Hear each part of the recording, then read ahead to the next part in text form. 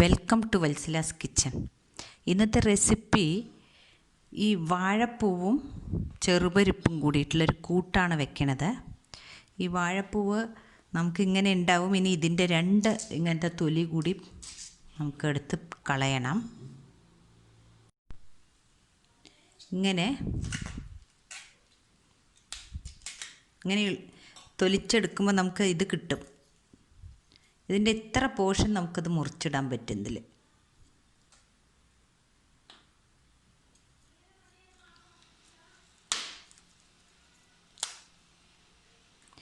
ഈ പൂവും ഈ ചെറുപരിപ്പും കൂടിയിട്ടുള്ള കൂട്ടാണ് വെക്കാൻ പോണത്.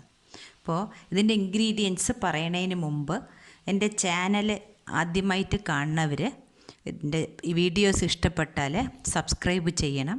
പിന്നെ അതിൻ്റെ അടുത്തുള്ള ബെൽ ബട്ടൺ ഒന്ന് ക്ലിക്ക് ചെയ്യുകയും വേണം. ഇതിന് വേണ്ടിയിട്ട് ഞാൻ എടുത്തിരിക്കുന്നത് ഒരു 1/2 ടീസ്പൂൺ മുളക് പൊടി, ഒരു 1/4 ടീസ്പൂൺ മഞ്ഞൾപ്പൊടി. ഇത് രണ്ടും ഇതിലിട്ട് വേവിക്കാനുള്ളതാണ്. ഇനി വറുത്തിടാൻ വേണ്ടിയിട്ട് 1/2 ടീസ്പൂൺ കടുക്, കുറച്ച് കരിവേപ്പിൻ്റെ ഇല, ഒരു 5 ചെറിയ വെങ്കായം. ഇതാണ് ഇതിന് വേണ്ട ഇൻഗ്രീഡിയൻസ്.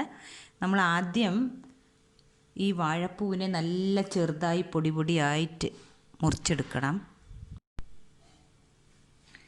ഇതിനെ വളരെ ചെറുതായിട്ട് മുറിച്ചെടുക്കുക.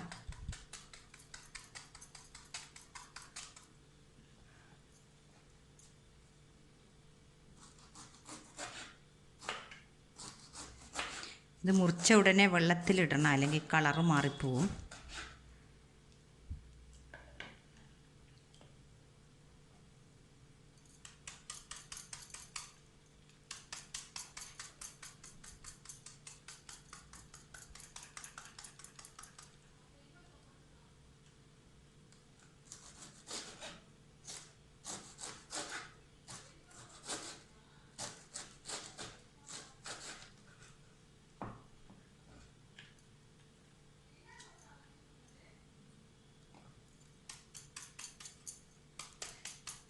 വാഴപ്പൂവ് മുറിച്ചെടുത്തതാണ്. ഇതിന് ഒരു 3 ടേബിൾ സ്പൂൺ തേങ്ങ ചിരകിയത് എടുത്തിട്ടുണ്ട്.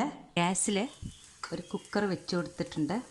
അതിലേക്ക് ഈ ചെറുപരിപ്പ് കഴുകിയത്, ഇതിലേക്ക് ഈ വാഴപ്പൂ മുറിച്ചിട്ടത്,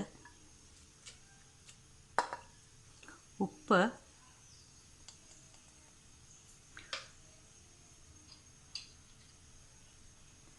ഈ എടുത്ത് വെച്ച മുളക് പൊടി, മഞ്ഞൾപ്പൊടി, ഇതെല്ലാം കൂടി മിക്സ് ചെയ്തിട്ട് നമ്മളൊരു 2 പ്രഷർ വെയിറ്റ് വെച്ച് കൊടുത്തിട്ടുണ്ട്. ഇനി 2 പ്രഷർ കഴിഞ്ഞിട്ട് നമുക്ക് തുറക്കാം. 2 പ്രഷർ കഴിഞ്ഞിട്ട് ഞാൻ കുക്കറൊന്ന് തുറക്കുകയാണ്.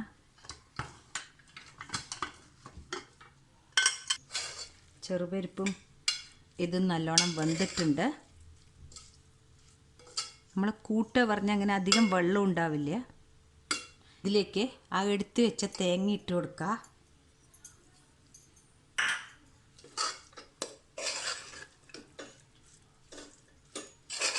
വറുത്തിടാൻ വേണ്ടിയിട്ട് ഒരു ചെറിയ ചീഞ്ചട്ടി വെച്ച് കൊടുത്തിട്ടുണ്ട്. അതിലേക്ക് വെളിച്ചെണ്ണയാണ് ഒഴിച്ചു കൊടുക്കണത്. ഇതിലേക്ക് കടുക് ആദ്യം,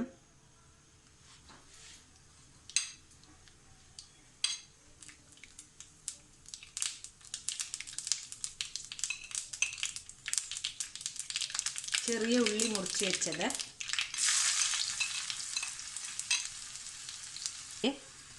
കരിവേപ്പിൻ്റെ ഇല ഇട്ട് കൊടുക്കുക.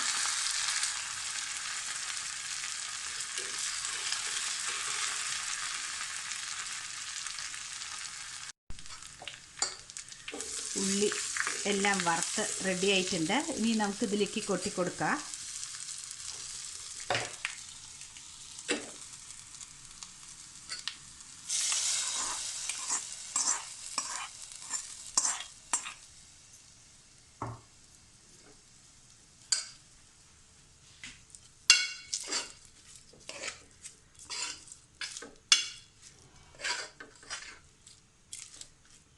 അങ്ങനെ കൂട്ട് റെഡി ആയിട്ടുണ്ട്. ചെറുപരിപ്പും വാഴപ്പൂവുമായിട്ടുള്ള കൂട്ട് റെഡി ആയിട്ടുണ്ട്.